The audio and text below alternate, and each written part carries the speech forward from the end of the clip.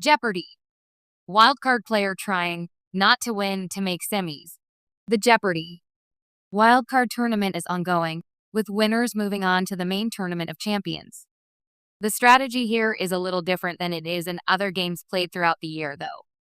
This made champion Jay Fisher say that he had a very different plan of attack. However, he understands if the fans at home might not appreciate it. Here is what Jay did that was unusual for a player trying to make the Tournament of Champions. Jay Fisher explains his Jeopardy! Wildcard tournament strategy. Jay Fisher competed in the Jeopardy! Wildcard tournament. However, when it came to his gameplay, he was not playing aggressively and seemed to be just coasting along, hoping to reach the end. He said after the tournament that his plan was not to play to win, because of the rules for this specific tournament. The players in the wildcard tournament win when they obtain the highest cumulative dollar amount. Anyone who loses points during the game by taking chances is punished for their overall success. The rules state that the top 4 non-winners with the highest money totals will advance to the semifinals as wildcards. Jay said his goal was not to win, and taking chances was counterproductive. Instead, he wanted his cumulative money totals just to remain high enough to hit the top 4 at the end, which means moving to the semifinals. I went into the game not trying to win, Jay explained via Reddit.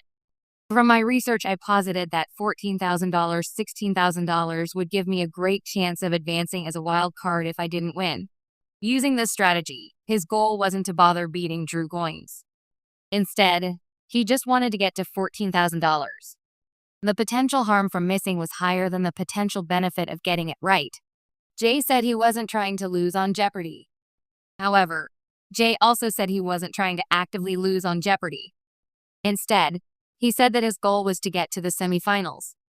This means winning or being a high-scoring non-winner. He would still answer questions that he knew could help him win, but he wasn't going to take unnecessary chances. It seemed to possibly work. Many fans complimented him on the strategy, and some said it makes him a frontrunner. Props on the approach and successfully pulling it off, at least in context to how the first 2 games played out. Today's game recap at the Jeopardy! Ban estimates Jay has a 99.96% chance of advancing as a wild card with that $15,400 total. It seems to have worked too. One loser from Thursday Mail made more money with $19,600. However, both losers from Friday went all in on Final Jeopardy! And ended up with $0. What are your thoughts on Jay's strategy to get to the semifinals in Jeopardy's wildcard tournament? Let us know in the comments below. In a twist no one could have predicted, not even the sharpest trivia minds, a Jeopardy! Contestant is employing a strange strategy, trying not to win. Meet Layla Thompson, a librarian from Portland, Oregon, who stunned viewers during the Jeopardy! Wildcard tournament when she confessed, mid-interview, that her plan wasn't to conquer the competition but to lose just right. Not crash and burn. Not run away with the game. Instead, she wanted to land in that magical, slippery middle ground. High-scoring non-winner. If that sounds crazy, it actually isn't. At least, not in the Jeopardy! Wildcard rules, where losing with a high enough score can still punch a ticket to the semifinals. Win or lose, it's the points that matter.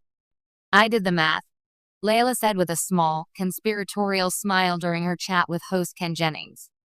And sometimes, the best way to advance is not winning, just scoring a lot. Viewers didn't know whether to cheer or panic. Was it genius? Was it blasphemy? Was it both? The wildcard quirk. Here's the thing. The Jeopardy! Wildcard tournament is a pressure cooker unlike anything else in game show land. Players who don't win their match can still move forward if they're among the highest scoring non-winners. A rule designed to reward brilliant performances even when Lady Luck or Final Jeopardy turns traitorous. Usually, contestants just play their hearts out, hoping for the win and letting the chips fall where they may. Layla, however, saw the board differently. Coming into her quarterfinal match, she'd studied the previous games, the typical winning scores, the historical averages of wildcard qualifiers. She crunched numbers like a Vegas odds maker. She even practiced controlled losing in mock games with friends, perfecting the art of finishing just behind the leader with a towering dollar total. I didn't come here to dominate, she said with a wink. I came here to survive. A wild ride.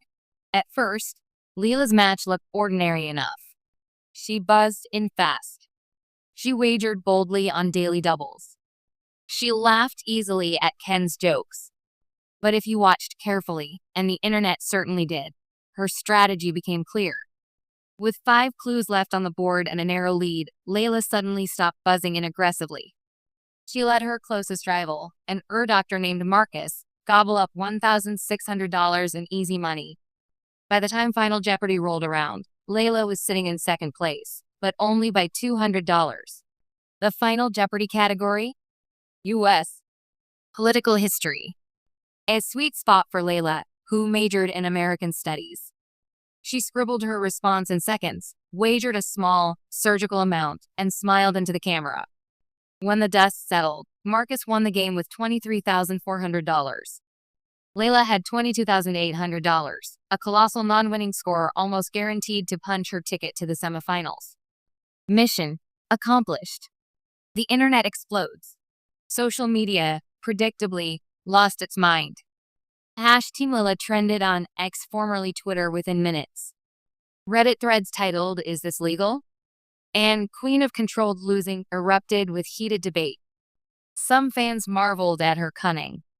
Others accused her of breaking the spirit of the game. Meanwhile, former contestants weighed in with admiration.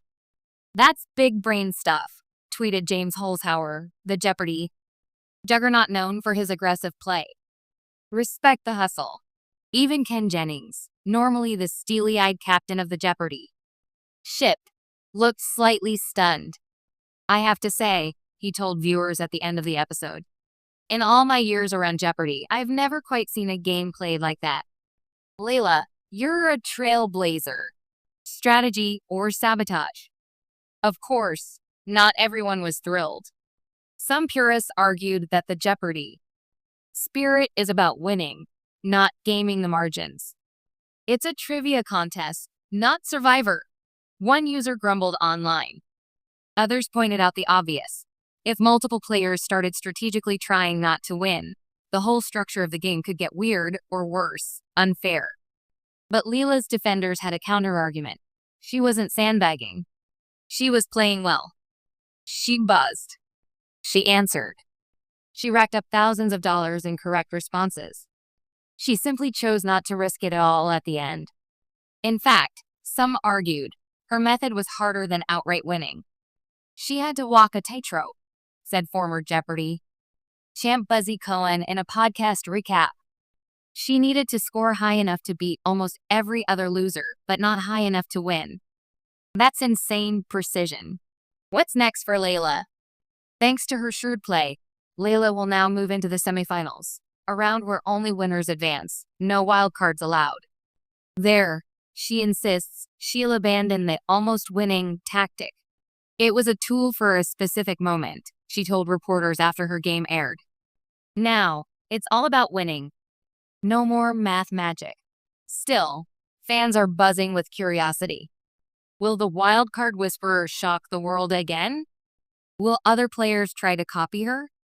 For now, Leila is just savoring her unlikely place in Jeopardy. Lore. I love this game, she said. And part of loving it is finding new ways to survive. New ways to survive, indeed. On Jeopardy, brains have always mattered. But Leila Thompson just proved that sometimes, brains plus a little bit of chaos can be unbeatable. Would you also like a second version that's slightly more dramatic or humorous depending on the vibe you're aiming for?